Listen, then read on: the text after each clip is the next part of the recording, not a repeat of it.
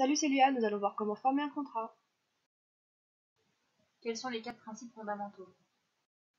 Premièrement, le principe de la liberté contractuelle. C'est-à-dire que chaque partie présente dans la formation du contrat est libre de contracter comme de ne pas contracter, et de choisir ce contractant.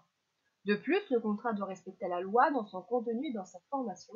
Il est donc impossible de déroger aux règles qui intéressent l'ordre public. Ensuite, il y a la force obligatoire du contrat. Une fois signé, ce dernier possède une force obligatoire et doit être exécuté tel qu'il a été formulé pour chacune des parties. Par la suite, le principe de bonne foi. Selon le Code civil de l'article 1104, les contrats doivent être négociés, formés et exécutés de bonne foi. Et enfin, le principe de l'autonomie de volonté, qui permet à l'homme, selon Kant au XVIIe siècle, de se trouver engagé seulement grâce à sa volonté. Cependant, suivant les périodes, ce contrat est en déclin. En effet, le législateur pose des limites au contrat, ce qui remet en question le principe de la liberté contractuelle et de l'autonomie de volonté. Ce dernier devient alors borné et réduit, comme les contrats types prérédigés. Comment est-on sûr de pouvoir signer?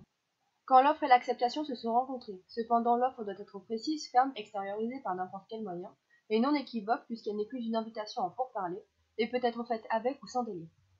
L'acceptation est selon le Code civil la manifestation de volonté de son auteur d'être lié dans les termes de l'offre. Cette dernière peut être expresse ou tacite. Enfin, il faut que le contrat soit valablement formé. Comment savons-nous que ce dernier est bien formé? Un contrat est correct s'il ne contient aucun vice du consentement, qui sont l'erreur, le dol ou la violence. Il peut y avoir une erreur sur les qualités essentielles ou substantielles, c'est-à-dire une appréciation inexacte de la réalité. Cependant, n'importe quelle erreur n'importe pas la nullité du contrat. En effet, elle doit être connue des deux parties, et l'aléa chasse l'erreur, c'est-à-dire que si l'on accepte un aléa, on ne peut pas dire que l'on a fait une erreur. Puis le dol avec la réticence dolosive, et le fait de retenir une information qui aurait pu être déterminante dans l'esprit de l'autre. C'est donc une erreur provoquée. Cependant, la jurisprudence définit une obligation précontractuelle pour prouver l'existence du dol. Enfin, la violence est une contrainte physique, économique ou morale pour vous obliger à signer un contrat, comme l'abus de dépendance. De plus, le contrat doit contenir les conditions générales de validité des contrats, c'est-à-dire, premièrement, le consentement des parties. Ensuite, leur capacité de contracter, donc avoir 18 ans, et ne pas être sous un régime d'incapacité. Enfin, il doit y avoir un contenu licite, c'est-à-dire ne pas violer l'ordre public, et certain, la prestation doit être possible, globalement équilibrée, déterminée et déterminable. Quelles sont les étapes et les négociations du contrat? Ces dernières commencent de la prise de contact jusqu'à la conclusion du contrat. Cette étape est gouvernée sur le principe de la liberté contractuelle, c'est-à-dire que les parties sont libres d'interrompre les négociations.